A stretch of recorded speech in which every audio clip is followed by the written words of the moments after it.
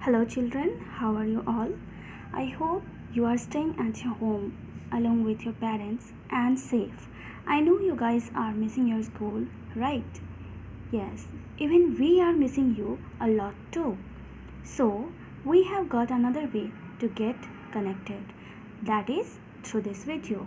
You all have got promotion to the next higher class. So, here I am with the video for the students of class 1 and I will teach you English.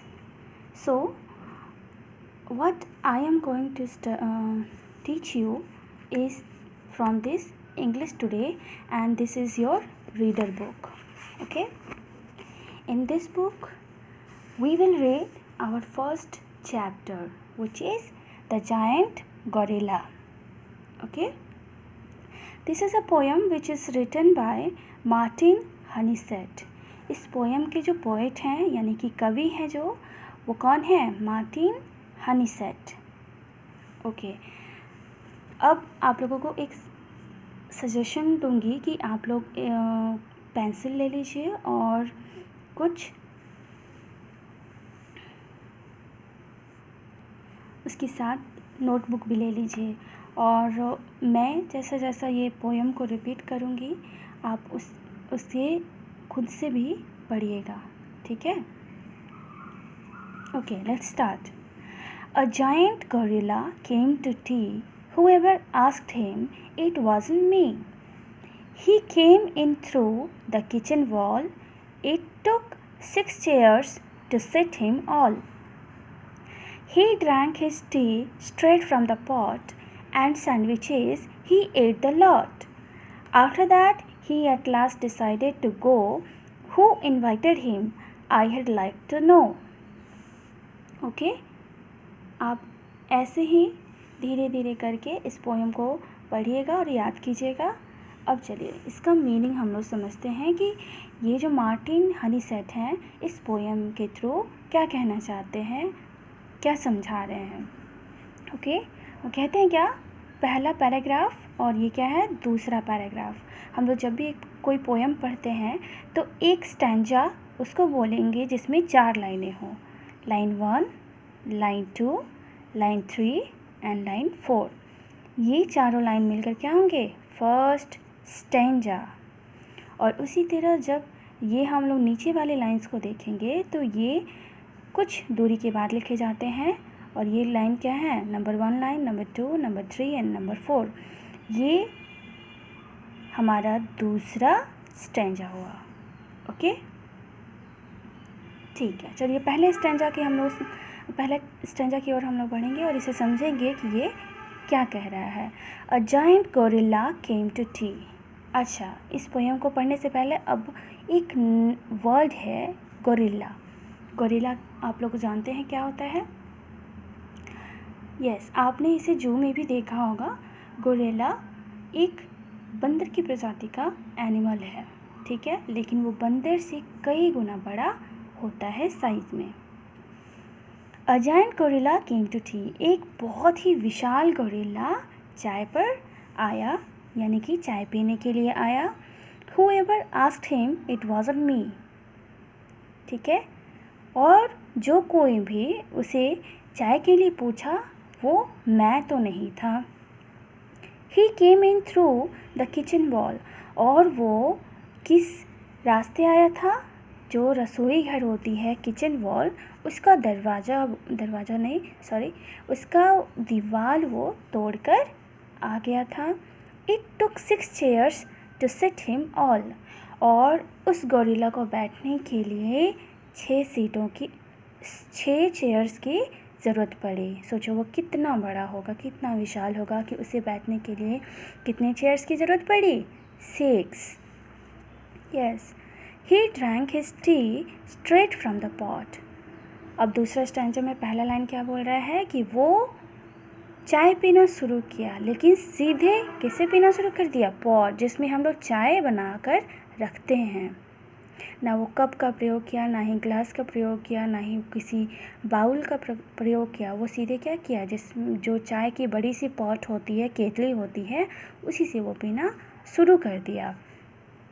And sandwiches he ate the lot, और बहुत सारे sandwiches वो खा गया। After that he at last decided to go, और अंत में उसने डिसाइड किया क्या कि अब जाना चाहिए, और वो चला गया। Who invited him I had like to know, और उसे किसने इन्वाइट किया था मैं ये जानना चाहूँगा। ठीक है, तो ये हमारा पोएम विथ मीनिंग फिनिश्ड। अब मैं एक बार और इस पोएम को रीड कर देती हूँ ताकि आप लोग घर में अगेन एंड अगेन इसे क्या करोगे, रिपीट करोगे और इस पोएम को याद करोगे। Okay students, yes, repeat after me. A giant gorilla came to tea. Whoever asked him, it wasn't me. He came in through the kitchen wall. It took 6 chairs to sit him all. He drank his tea straight from the pot, and sandwiches he ate the lot. After that, he at last decided to go. Who invited him, I had like to know. In this way, we have finished our first chapter and the first poem, which is written by Martin Honeysett. Okay, now let's do the exercise. आप इस poem से related कुछ word meanings याद कर लीजिएगा। जो important word meanings हैं उसमें से पहला है GIANT। इसे क्या पढ़ेंगे हम, जायंट, और इसका मतलब होता है विशाल। ठीक है, अगला वर्ड है whoever। क्या है ये, whoever, WHOEVER, whoever, इसका मतलब क्या होता है, कोई भी। नेक्स्ट है KITCHEN। इसे क्या पढ़ेंगे हम लोग, किचन। इसमें हमारा टी है वो साइलेंट होता है, इसे हम लोग बोलेंगे नहीं, ठीक है, वो साइलेंट होगा, और इसे हम लोग पूरा क्या पढ़ेंगे, किचन। इसका मतलब होता है रसोई घर। अगला वर्ड है स्ट्रेट, STRAIGHT,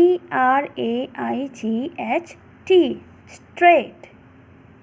क्या है ये, स्ट्रेट, यस। अब इसका मीनिंग है सीधे। अगला वर्ड है इनवाइट, INVITE, इनवाइट। इसका मतलब होता है आमंत्रण या निमंत्रण। ठीक है, आप लोग इसे याद कर लीजिएगा और अपनी कॉपी में भी नोट डाउन कर लीजिएगा। अब चलिए कुछ एक्सरसाइज देखते हैं आफ्टर रीडिंग द पोएम। हमारे एक्सरसाइज में ये है, ठीक है। पहला देखिए, सर्कल द करेक्ट आंसर। हमने जो भी पोएम अभी पढ़ा है, ठीक, उसमें से कुछ क्वेश्चन दिए गए हैं और उसमें से क्या कह रहा है, करेक्ट आंसर। ये ए से लेकर डी तक जितने भी सेंटेंस दिए गए हैं उसमें से जो करेक्ट आंसर होगा उसको हम लोग क्या करेंगे, सर्कल कर देंगे, उसको चुन लेंगे। तो पहला है the gorilla came through the door और किचन वॉल। कह रहा है इसमें क्या, गोरिल्ला जो है वो दरवाजे के रास्ते से या फिर किचन वॉल से अंदर आया। तो अभी हम लोग पोएम में क्या पढ़े थे, कहाँ से अंदर आया था, यस बिल्कुल सही, वो आया था किचन वॉल से। ठीक है, इस तरह सर्कल कर लीजिए। बी नंबर, इट टुक 8 और 6 chairs to sit the gorilla. Gorilla को बैठने के लिए 8 कुर्सियों की या फिर 6 कुर्सियों की ज़रूरत पड़ी। याद कीजिए कितने कुर्सियों की ज़रूरत पड़ी थी, यस बिल्कुल सही, 6 चेयर्स। नेक्स्ट वर्ड है द गोरिल्ला ड्रैंक मिल्क और T.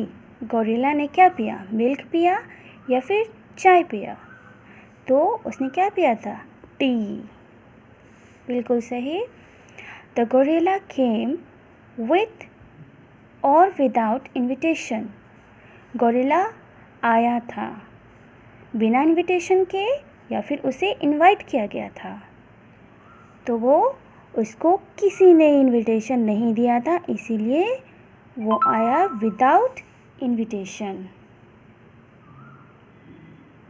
Okay, so we have finished our first chapter and I hope you all have understood very well. So you will do one thing, that firstly you will write this poem in your notebook, English notebook, and after that पहला काम क्या करेंगे आप कि इस poem को अपने notebook English की कॉपी में लिखिएगा. ठीक है, और उसको लिखने के बाद इसको क्या कीजिएगा, पढ़िएगा और इस पोएम को याद कीजिएगा. और दूसरा काम ये है आप लोगों का, HW ही मान सकते हैं आप लोग, कि आप इन सभी ये जो 5 वर्ड मीनिंग्स हैं, ठीक है, इन 5 वर्ड मीनिंग्स को लिख कर कॉपी में और फिर इसको याद कीजिएगा. ठीक है, that's all for today. Thank you.